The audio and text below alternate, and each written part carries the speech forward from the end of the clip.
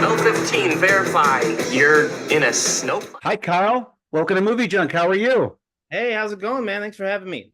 Good. Doing well, doing well. Thank you for joining today. We're so excited to kick off today's interview with Kyle Moore, who fans of the new Beverly Hills Cop, Axel F film know as Detective Mike Woody. Thank you for joining us today.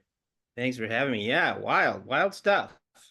Amazing, amazing. I never thought that, it's in my lifetime that there would be a new Beverly Hills Cop film. I mean, it's been 30 years since the last one. How does it feel to be part of the biggest Netflix film premiere of the year?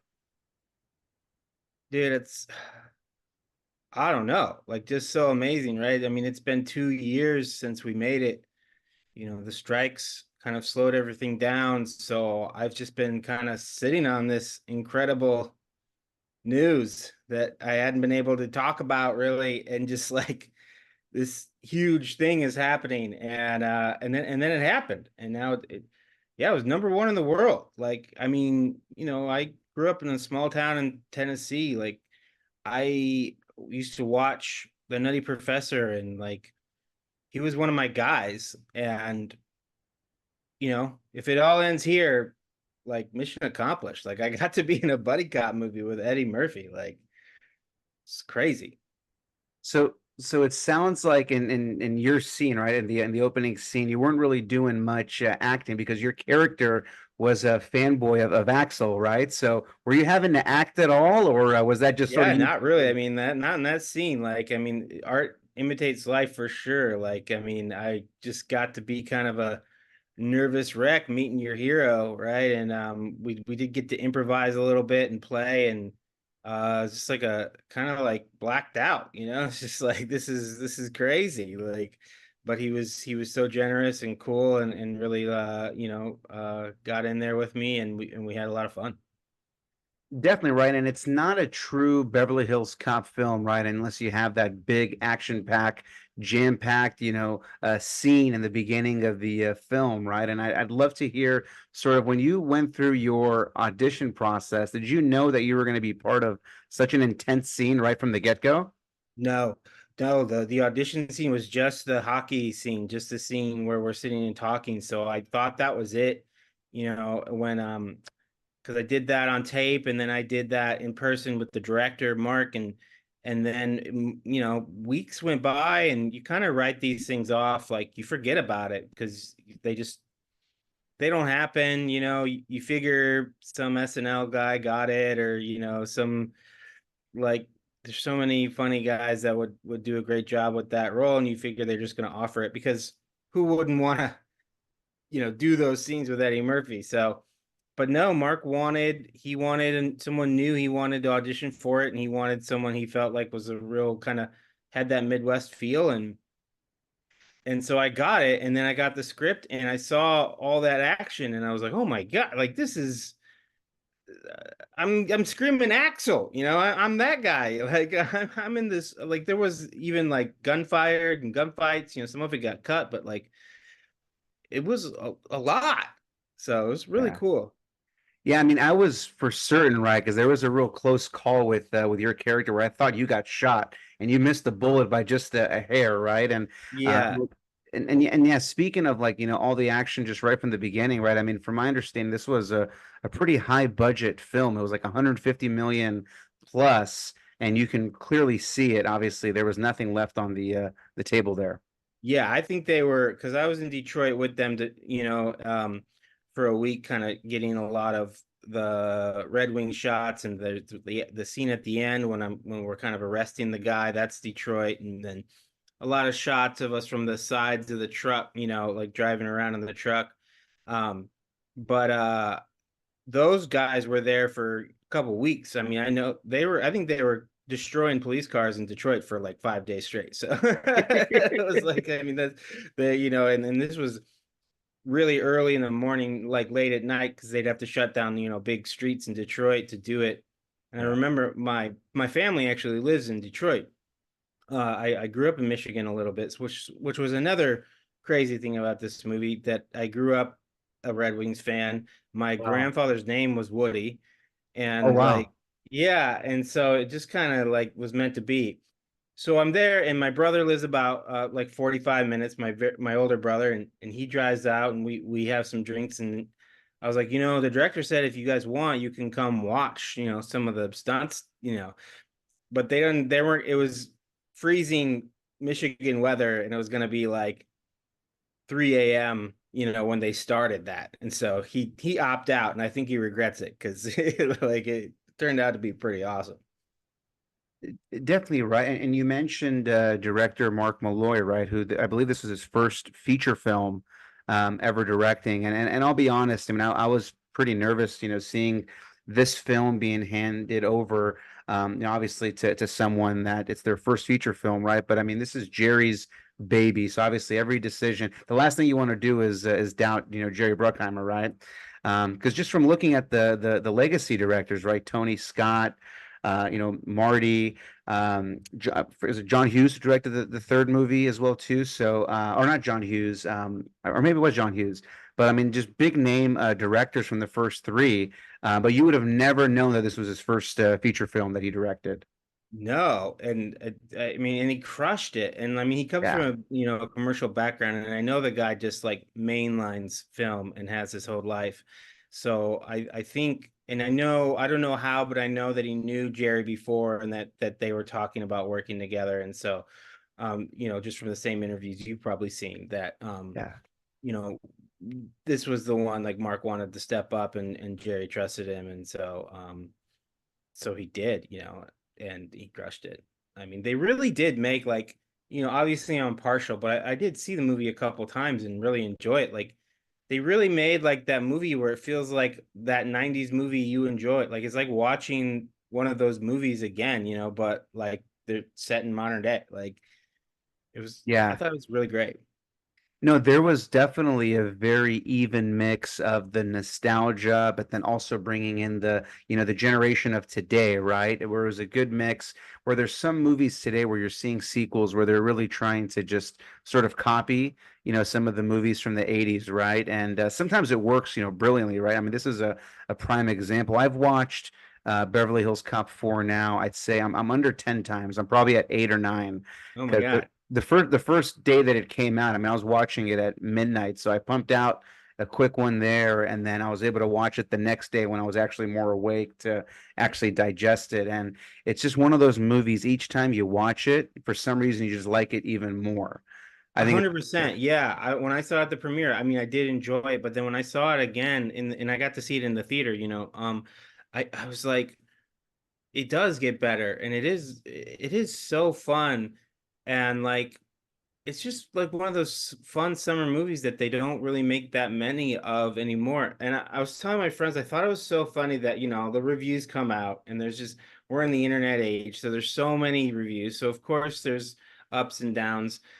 But I was like, the reviews are exactly the same, but they either loved it or hate it. Like they literally say the same things. Like the review is literally like, "Oh my God, they brought every back," or it's, "Oh my God, they brought everybody back." And it's like, "Oh my God, it's just Eddie Murphy being funny in explosions. How great is that?" And it's like, all it is Eddie Murphy being funny in explosions. It's like you either like love that part of it, or that's not your cup of tea. I don't know what that other side is like kind of looking for out of these movies. Like they're telling a great story. Eddie definitely still has it, and the action was fucking unbelievable. So I don't know. It's all the boxes are ticked.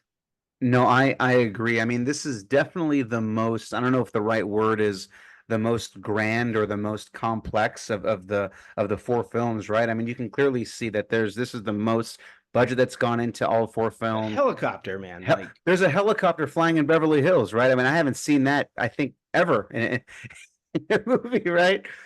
So yeah, definitely. I mean, if you're looking for action, and we actually interviewed John Ashton, right, who played Taggart. We interviewed him a couple years before, so a few years ago, and then we interviewed him after he finished filming Beverly Hills Cop 4, right? So we weren't able to get any spoilers, but the one thing that he told me, he said, "Be ready for a lot of action. This is the most action you're going to see out of any Beverly Hills Cop film."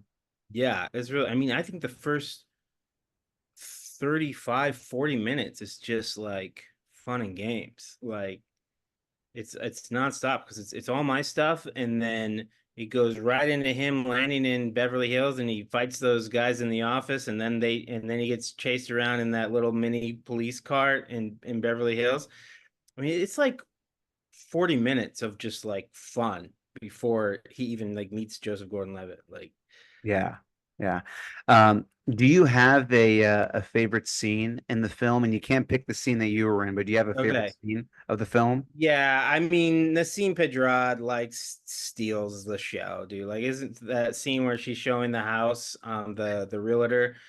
Um, Yeah, she's so hilarious in that scene. so funny. And then action sequence has got to be the helicopter stuff. Is I mean, like I was on my feet. Like that was so cool.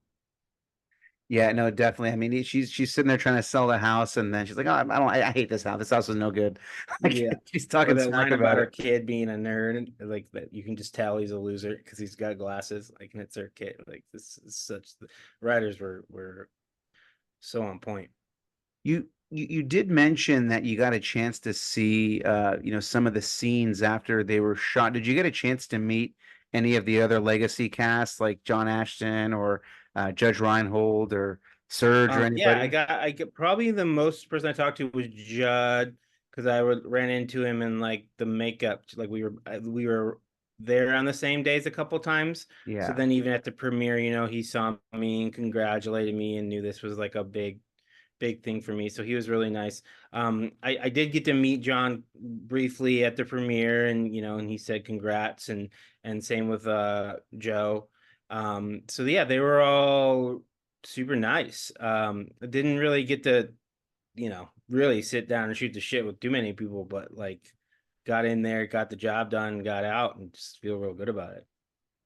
Now I'm sure you probably, can't share much or maybe not even know, just yet, but I from the words of Eddie and Jerry Bruckheimer that there's some early talks that part five is in development. Have you heard anything about that? Is there any truth to Yeah, that? I will be the last one to know.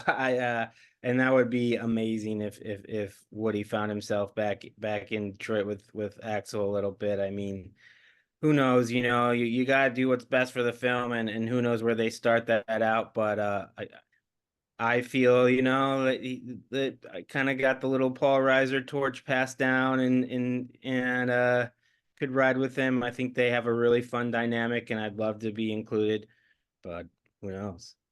I was gonna say, I think a good idea would be to get Paul Reiser to Beverly Hills.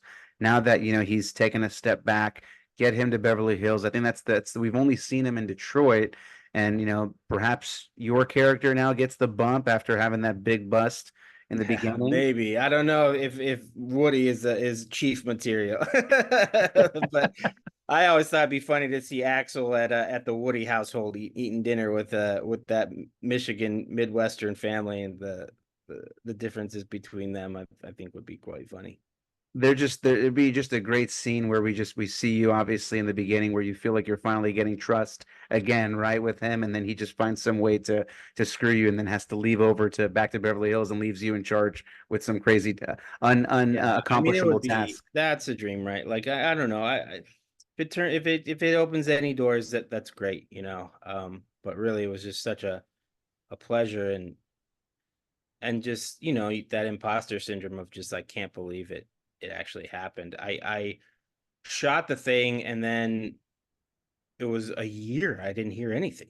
Like was convinced I was done. Like I was out of the movie. Like I told my wife, like I think they just cut me and like reshot it. Like I even like read some stuff online that was like they did reshoots, and now Billy Bob Thornton is now in the movie. And this was I think people just make stuff up, right? And like that never happened and wasn't true, but I like saw the tweet and was like, well, I guess Billy Bob Thornton is Mike Woody now. Like, yeah, it's just because I hadn't, heard anything.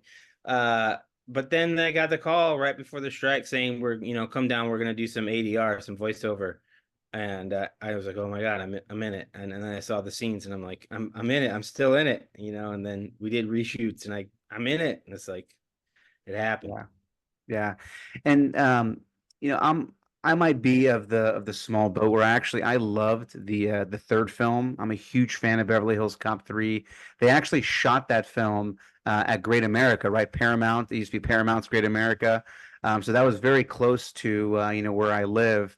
And I know we didn't have Taggart in that film. I don't think Jerry was associated with that movie.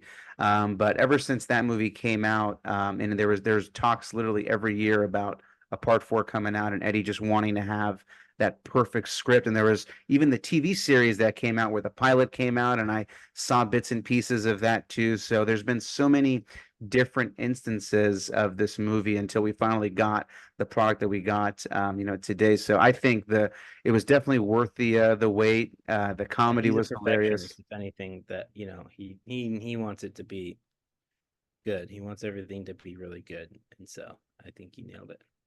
Definitely. And what are your thoughts as of Kevin Bacon as a villain? What'd you think of his performance? Dude, like he's the best. Like I've loved him in everything. Do you know the show?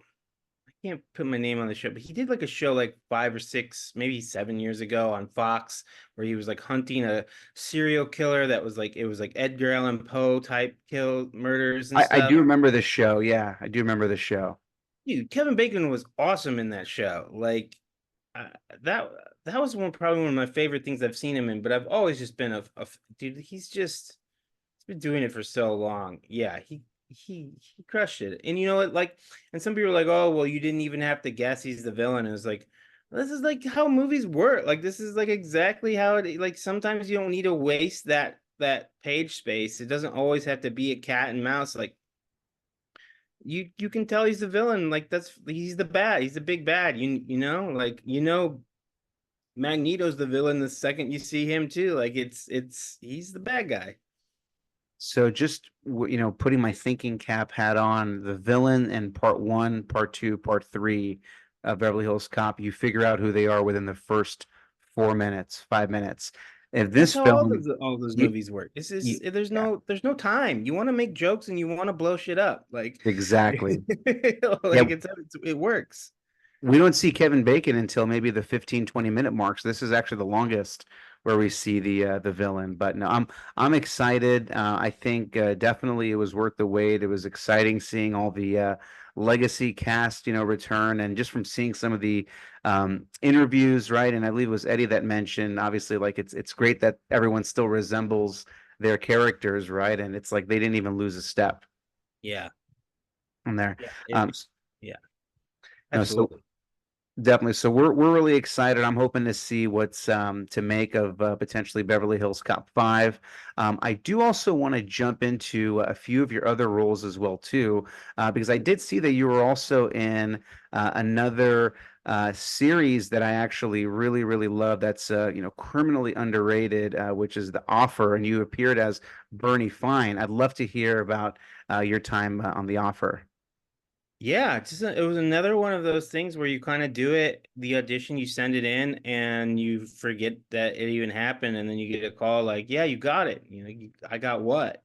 And they're like, "You're gonna be in this Godfather show, and it's with Miles Teller." And like, then I went back through, and I get to see the scenes, and I'm in more than one scene, and like, it's just me and him, and that was big, and you know what? That was very important for Beverly Hills Cop because I just did that. And then I did well with Beverly Hills Cop audition, and I guess I was Mark's guy. And my agent got a call saying, Jerry Bruckheimer wants to see more. Like they have to you're gonna put this guy next to Eddie Murphy for 10 minutes. It can't really be a guy off the street. So they were like, send us other stuff. And I was able to send 3 scenes with Miles Teller that he had just done Top Gun with. You know what I mean? Like, so that I think legitimized me and like got me the gig. Like, I think that eased any worries that I was, gonna be a weirdo or whatever. There's like, okay, the dude works, the guy, can do it. Yeah. And so that gig was very important. You know, that's amazing how that potentially led to the opportunity for Beverly Hills Cop. And yeah, I mean, such an amazing show. I mean, a limited series. Obviously, we knew what we were getting. It was about the making of The Godfather. Part of me was hoping that they can jump into Godfather 2, which again had its own, you know, backstory within its own as well. But even just leaving something being perfect is not a bad thing, right? Which I love that series. Yeah, and that cast too. I mean, like Miles is great, and like I mean, Giovanni Ribisi is one of my favorite actors, and just meeting him was incredible. And then I He mean, was Juno awesome. Temple, like she's the girl of our generation, like, and she crushed it. Like, yeah, some of these shows just they just hit the lottery on these casts. hmm And yeah, speaking of Al Ruddy, I mean, he just recently passed away, you know, a few months back as well too. And glad that he was able to see this show before. I'm sure he was a producer and had, you know, obviously input into the show. Yeah, I So know that him and Miles spent a lot of time together. amazing. And I do also want to touch on another. This was from a few years back, because the timing of this as well, with Dennis Quaid making a new Ronald Reagan film. You actually played John Hinckley Jr. A few years back and did such an amazing job. And I honestly felt like I was, because I watched interviews of John Hinckley and then I saw your performance. I'd love to hear sort of what went into your preparation in that role.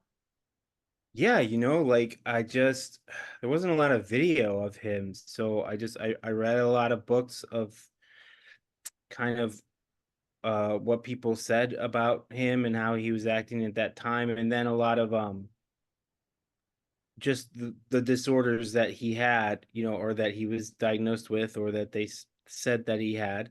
I based the character kind of around that, and around and watched a lot of tape on people, with those, like, narcissistic bipolar kind of disorders. And don't quote me on that. It's been a long time since I talked about that character, but like just kind of looked down at what he was suffering with, and kind of built something around that I thought was, interesting, and could have been a take. Like, I mean, there wasn't a lot to mimic or be. So, all respect to Mr. Hinckley, who is free and living, I think, in Los Angeles. I don't know. So, uh, oh, I love you, man. I don't know. Yeah, he actually just made a comment, right? I mean, obviously, we just had the attempted assassination on former President Trump, and he actually made a comment about how, you know, there can be peace, you know, things can be solved with peace, right? So he made that comment. But I was just wondering, you know, because that film was made in 2016, and I think he was having limited releases or was just about to be released.